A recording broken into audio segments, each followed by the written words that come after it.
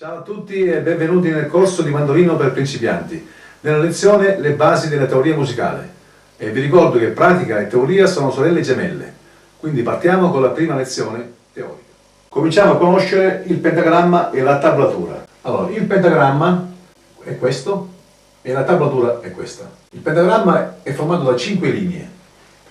Per questo si chiama pentagramma, perché penta vuol dire 5, quindi pentagramma uguale 5 linee. 5 linee e 4 spazi. Questa è la linea, questo è lo spazio. Quindi linea, spazio, linea, spazio. Ecco, la tablatura è formata da 4 linee, che non sono le linee ma sono le corde, perché la tablatura rispecchia le corde del mandolino. Quindi nella prima linea abbiamo la corda Mi, nella seconda linea abbiamo la corda La, nella terza linea abbiamo la corda Re, quarta linea abbiamo la corda Sol. Ecco, cominciamo a conoscere il pentagramma meglio. Il pentagramma è formato da 5 linee e 4 spazi, dicevamo prima. Quindi le note e le linee sono, la prima, partiamo da basso, è il Mi. Mi. La seconda è il Sol, la terza è il Si, la quarta è il Re e la quinta è il Fa. Negli spazi invece sono, la prima lo spazio, il primo spazio è il Fa, il secondo spazio è il La, terzo spazio è il Do, quarto spazio è il Mi.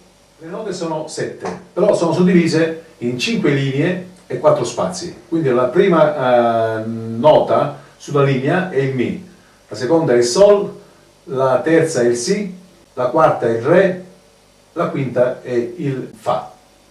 Nello spazio la prima nota è il Fa, la seconda è il La, la terza è il Do, la quarta è il Mi. Da qui a qui c'è terza, da qui a qui terza, da qui a qui terza, da Re a Fa terza, anche da Fa a La terza, La Do terza, Do Mi terza. Le note scritte in italiano sono Do, Re, Mi, Fa, Sol, La, Si, Do. Però se leggiamo la partitura, uno spartito internazionale come americano, inglese, le note sono scritte diversamente. Quindi impariamo a conoscere come si scrivono le notazioni anglosassone.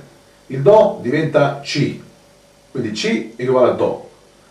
Il Re diventa D, il Mi diventa E, il Fa F, il Sol G, il La A, il Si B e il Do, ottavo più sopra, è sempre C. Allora, se guardate la partitura da vicino, vedrete che c'è una figura così, che parte dalla Sol, che si chiama chiave di violino o chiave di Sol. Non capisco perché si chiama chiave di violino, perché anche il mandolino è accordato uguale al violino, però si chiama chiave di violino. Quindi parte da Sol, fa questa figura così e si chiama la chiave di violino. Poi, sempre nella partitura, vedrete altri simboli che sono tipo esempio 4 quarti, vicino alla chiave di violino, un 4 quarti, questo vuol dire che il tempo è a 4 quarti, sono le misure che la partitura deve avere. Quindi, poi dopo 4 quarti troverete anche in mezzo una sbarretta così. Quindi ogni battuta equivale a 4 quarti. 4 quarti. 4 quarti. Questa barretta vuol dire misura o battuta. Come avete visto in precedenza, le 7 note dentro il pentagramma, adesso vi faccio vedere le note sotto il rigo. Questi qua sono tagli addizionali, fuori dal pentagramma. Il Sol è nello spazio, il La è nel rigo, il Si è nello spazio, il Do è sul rigo e il Re nello spazio.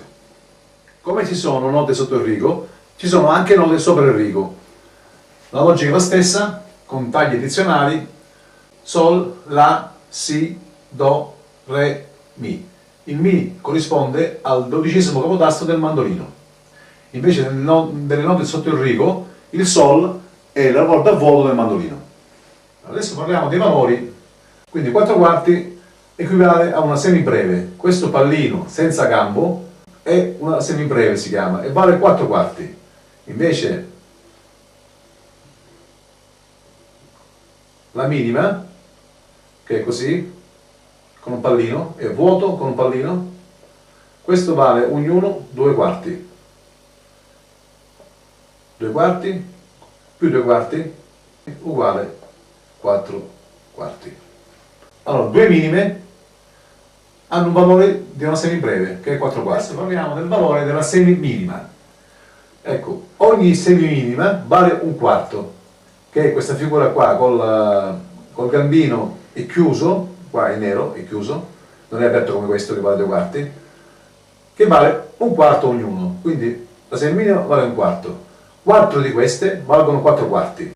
Dobbiamo suddividerle per fare la minima. Ogni 2 semiminime valgono una minima. Poi 2 minime valgono una semibreve, che è sempre questo, è tutto 4 quarti. Adesso parliamo delle crome. Ogni croma vale un ottavo.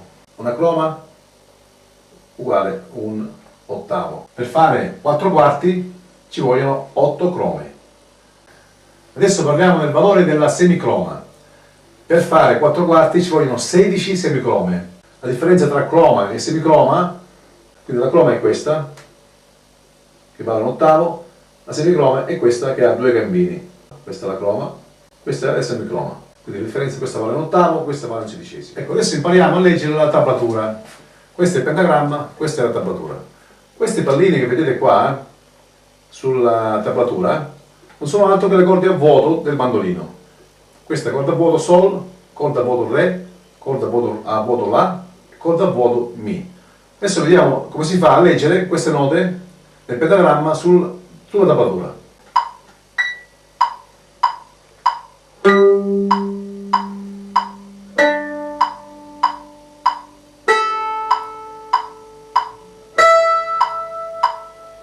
Qui vediamo scritti dei numeri 1, 2, 3, 4, 5 e 2. Cosa vuol dire questo? Quindi prima dicevamo che la corda a vuoto equivale a 0. Se vediamo qui il numero 0 equivale alla corda a vuoto. Se vediamo il numero 1 equivale al primo tasto della corda Sol in questo caso, perché l'1 è sulla corda Sol, vedete? Il numero 2 equivale al secondo tasto della corda Re. Il numero 3 equivale al terzo tasto della corda La. Il numero 4 equivale al quarto tasto della corda Mi. Allora impariamo a suonare questa scala di Do con la tablatura e col pentagramma. Mettiamo il metronomo col tempo di 4 quarti e impariamo a suonare questa scala. Abbiamo scritto delle note Do, Re, Mi, Fa, Sol, La, Si. Ho scritto qui sotto le notazioni anglosassone, poi i numeri della tablatura 5, 0, 2, 3, 5, 0, 2. Questi numeri equivalgono alle note scritte qua sul tablatura.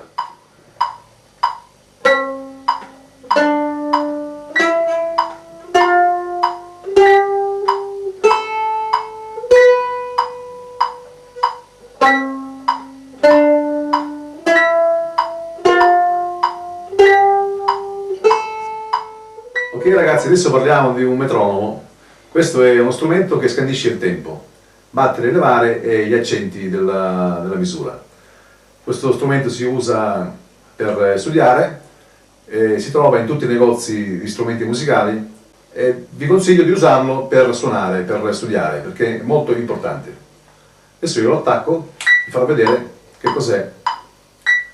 Questo beat che sentite, col verde, vuol dire l'accento della misura. 1, 3, 1, 3. Ecco, sull'1 è forte e sul 3 è forte. Quindi sono gli accenti che bisogna dare per suonare le note. Allora, adesso parliamo un po' del solfeggio cantato. Questo è un Do, questo è un Re, questo è un Mi, questo è un Fa, Sol, La, Si, poi Do, Si, La, Sol, Fa, Mi, Re, Do. 1, 2, 3, 4. Do, Re, Mi, Fa, Sol, La, Si, Do, Si, La, Sol, Fa, Mi, Re, Do, Do, Re, mi, fa, sol, la, si, do, si, la, sol, fa, mi, re, do, do. Ok ragazzi, adesso parliamo delle pause. Le pause sono 7 come le 7 note. Ogni nota ha un valore e ogni pausa ha il suo valore, però nel silenzio. C'è una pausa e una nota non suonata. Guardiamo le pause qui, sono 7 pause, ognuno con la sua figura. Quindi questa figura qua della pausa rivolta verso in basso vale 4 quarti ed è una semibreve. Questa rivolta verso alto è una pausa di 2 quarti che è una minima.